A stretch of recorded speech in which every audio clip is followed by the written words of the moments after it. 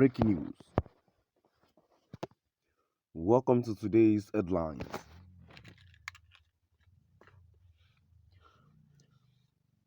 Thousands witnessed demonic portal opening above White House. Thousands witnessed demonic portal opening above White House.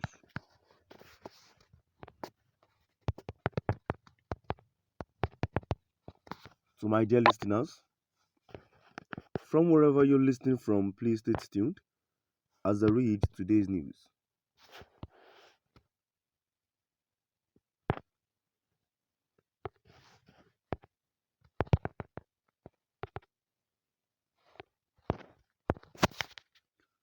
There is a battle raging for the soul of America, and it has been playing out for centuries in the White House, where corrupted Luciferian president and first ladies have conducted satanic rituals in a globalist plot to try and give rise to the Antichrist.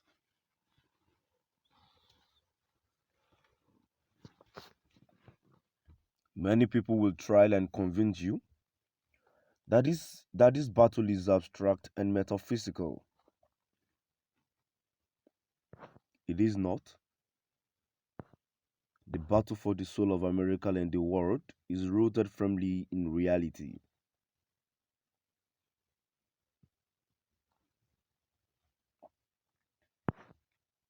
Klaus Schwab and the WEF have recently declared war on God, attempting to supplant themselves on the supreme arbiters of creation and destruction.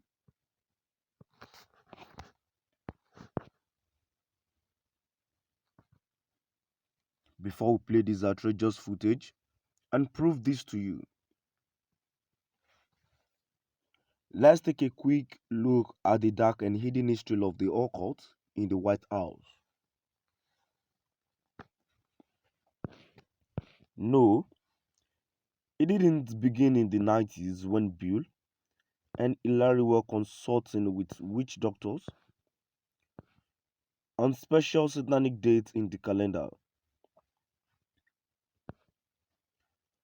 It dates back further than you might think, at least as far as the mid 1800s and the administration of Franklin Pierce, the 14th president of the United States.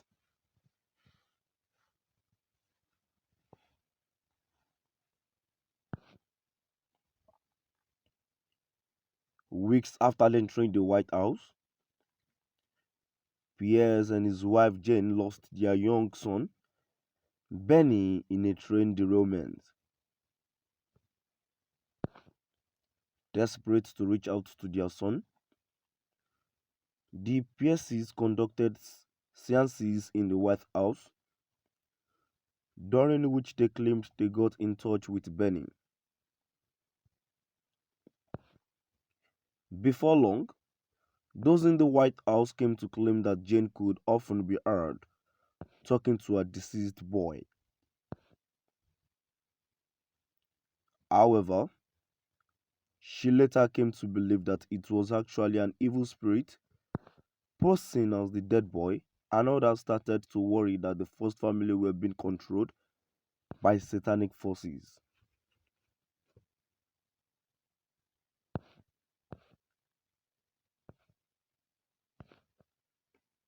The pieces hired a priest to perform the first exorcism in the White House.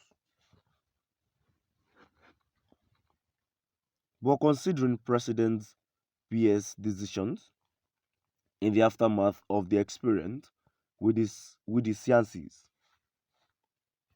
many Christian historians believe the exorcism did not work.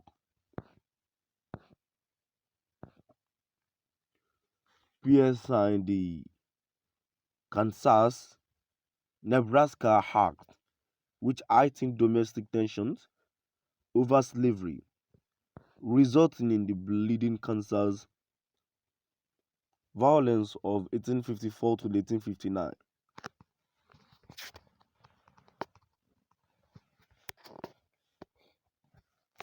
Many citizens at the time believed he was under the influence of demons, which would mean the ensuing civil war was the handiwork of Beelzebub's minions.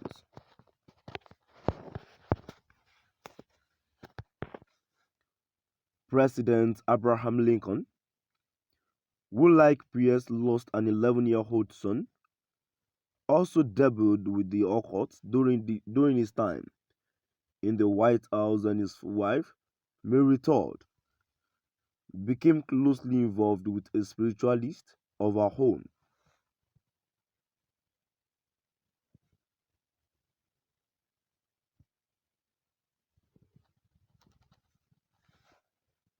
That medium, Charles Colchester, even predicted the Lincoln's murder before it took place.